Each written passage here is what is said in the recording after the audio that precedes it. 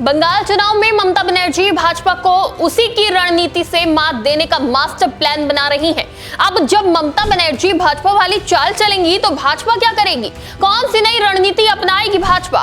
कौन सा है वो भाजपा का दांव जो बंगाल चुनाव में बनेगा ममता का ब्रह्मास्त्र? चलिए आपको बताते हैं। नमस्कार, टीवी 24 नेटवर्क देख रहे हैं आप। मैं हूं आपके साथ शिखा मेहरोत्रा।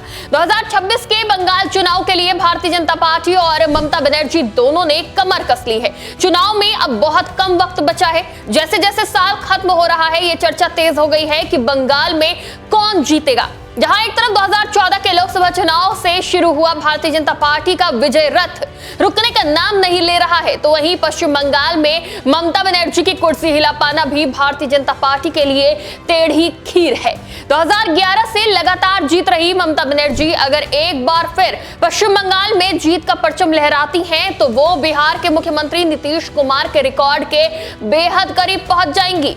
यूं तो पश्चिम बंगाल के चुनावी रण में इस बार कई राजनीतिक दल मैदान में होंगे, जिसमें वाम दलों के अलावा कांग्रेस, असदुद्दीन ओवैसी की AIMIM, ममता बनर्जी की TMC से निष्कासित हुए हुमायूं कबीर की प्रस्तावित नई पार्टी और ISF जैसी कई पार्टियां बंगाल के चुनाव में अपनी किस्मत आजमाएंगी। लेकिन यहां सीधा मुकाबला भारतीय जनता पार्टी और TMC के बीच ही देखने को मिलेगा। इस बार ममता बनर्जी की टेंशन इसलिए भी बढ़ी हुई है क्योंकि भारतीय जनता पार्टी का कद पश्चिम बंगाल में लगातार बढ़ता जा रहा है। पिछली बार भारतीय जनता पार्टी 77 सीट जीतकर विधानसभा में TMC के बाद दूसरी बड़ी पार्टी बन गई थी पश्चिम बंगाल की।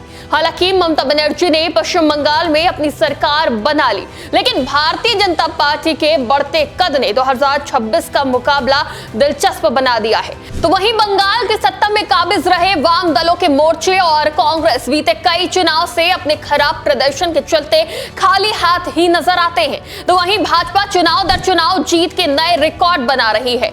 महाराष्ट्र, बिहार, दिल्ली, हरियाणा के बाद अब भारतीय जनता पार्टी की नजर पश्चिम बंगाल पर है। जो जीत का परचम भाजपा 2021 में नहीं लहरा पाई थी, उस सपने को पूरा करने के लिए भाजपा का संगठन इस बार पूरी जान झोंक देगा, जिसकी शुरुआत भी हो गई है। रविवार को PM मोदी का बंगाल दौरा था, जहां PM मोदी ने ताहिरपुर की जनता को वर्चुअली संबोधित किया। दरअसल इस जनसभा को संबोधित करने के लिए PM मोदी फिजिकली तौर पर पहुंचने वाले थे, लेकिन खराब मौसम की वजह से उनका हेलीकॉप्टर ताहिरपुर में नहीं उतर सका। फिर सड़क मार्ग से उनके जाने की योजना बनाई गई, पर समय की कमी को देखते हुए PM ने दमदम हवाई अड्डे से ही वर्चुअली सभा को संबोधित किया। इस महीने भाजपा के चाणक्य कहे जाने वाले अमित शाह का भी बंगाल दौरा है, जहां वो जनता को भारतीय जनता पार्टी के पक्ष में लाने का प्रयास करेंगे।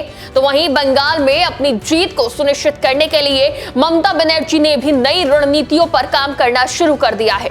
इतना ही नहीं, ममता बनर्जी ने बिहार में NDA को मिली प्रचंड जीत के फॉर्मूले को समझ लिया है और उसी पर आगे बढ़ने का मन भी बना लिया है।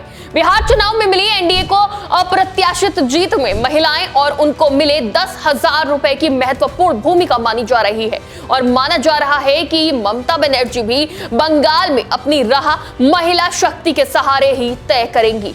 तमाम राजनीतिक दल महिला वोटरों की ताकत को जानते हैं, लेकिन भारतीय जनता पार्टी महिला वोटरों पर अपनी जीत का एक्सपेरिमेंट कर उस शक्ति की ताकत सभी को दिखा चुकी है। भाजपा की हर जीत के पीछे महिलाओं का बड़ा वोट बैंक होता है, जिसे समझते हुए अब ममता बनर्जी भी एक बार फिर बंगाल की दुर्गा शक्ति के सहारे मुख्यमंत्री की कुर्सी तक पहुंचने की कोशिश करेंगी। सत्ता में आने के बाद से ममता बनर्जी ने आधी आबादी को अपना वोट बैंक बनाने का सिलसिला शुरू कर दिया था, जो नीतीश कुमार की रणनीति से काफी मेल खाता है। नीतीश कुमार ने बिहार की महिलाओं के सशक्तिकरण के लिए कई अनूठे काम किए हैं। निकाय चुनावों और नौकरियों में महिलाओं को आरक्षण, जीविका दीदियों की करीब 1.5 करोड़ की फौज, स्कूली बच्चियों को साइकिल, पोशाक के अलावा वजीफा जैसे काम नीतीश 2005 में पहली बार CM बनने के बाद से ही करते रहे हैं। ममता बनर्जी भी उन्हीं के नक्शे कदम पर चलती रही हैं।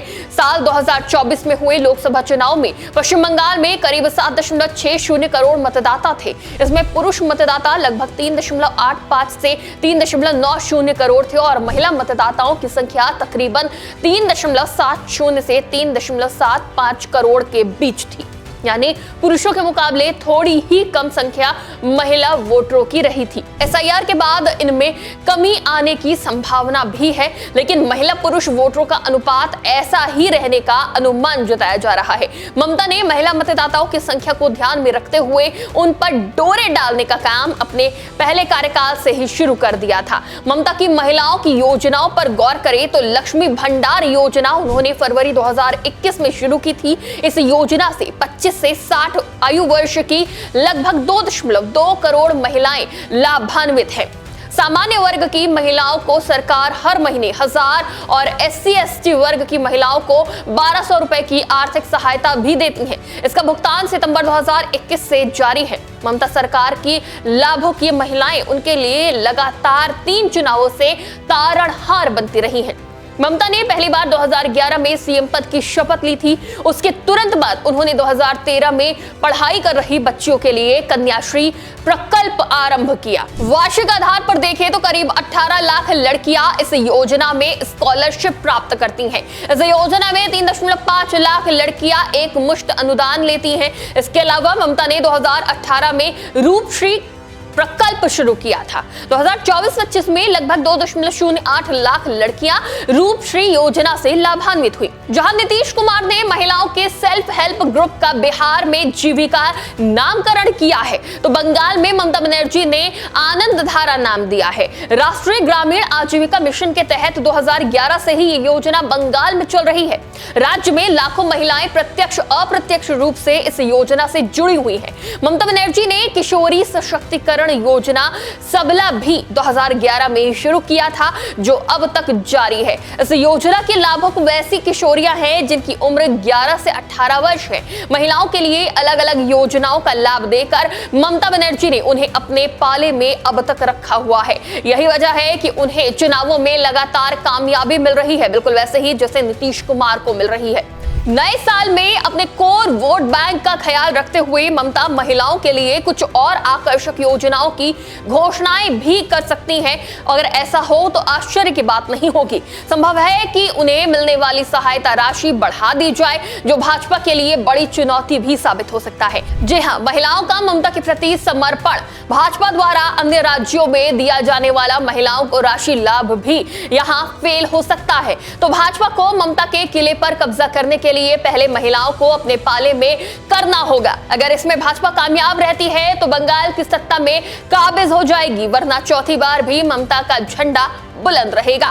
फिलहाल इस पूरे मामले में आपकी क्या राय है जरूर बताइएगा। महिलाओं का समर्थन किसे मिलेगा, ममता बनर्जी को या फिर भारतीय जनता पार्टी को? अपनी राय कमेंट में जरूर दीजिएगा। फिलहाल के लिए इतना ही। देखते रहिए TV24 नेटवर्क।